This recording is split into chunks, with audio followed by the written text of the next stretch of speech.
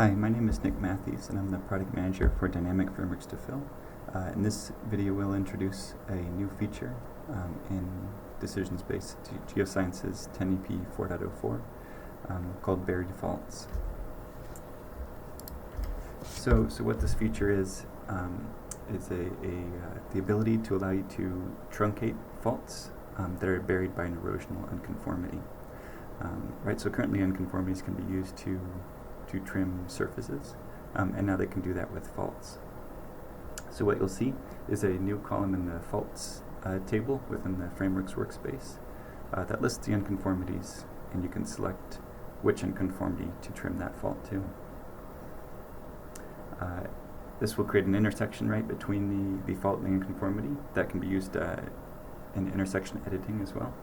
So it's a really good, easy, useful way to clean up those intersections you have in your framework that doesn't involve editing the source data directly. So let's take a look at our framework here.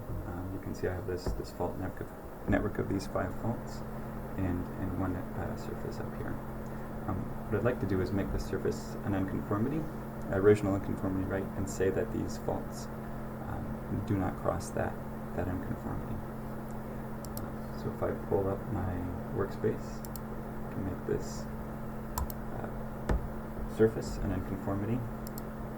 Come over to the faults tab, select my faults. I can see this new column called trim, and in here I can select that unconformity. So when I come to refresh the framework, those faults are now trimmed by it. And just to demonstrate the intersection editing ability, right? I can come in and do something like that. And edit the intersections.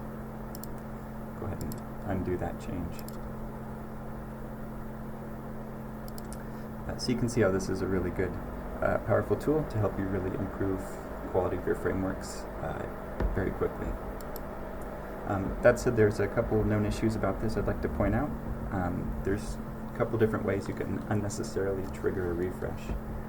One is if we rename the unconformity being used in unconformity trim. You can see that by just changing the name, trigger a refresh. So be aware of that. And one other thing that can happen is if let me show you here. I'll change the unconformity back to conformable. If there's no unconformities in your framework and you reselect, if you reselect NA, that will trigger a refresh as well. So just be aware of that. And finally, there's some situations where if there's a lot of geometry being trimmed by an unconformity, including surfaces, faults, and their intersections between the surface and the faults, that unusual, unpredictable geometries can happen because buried faults isn't designed to trim everything about the unconformity. It's just designed to trim just the little pieces of faults that happen to cross due to conflicting source data or something. I'd like to say that we're working to address these few little issues in the future, and thanks for your understanding with the new feature, how it is right now.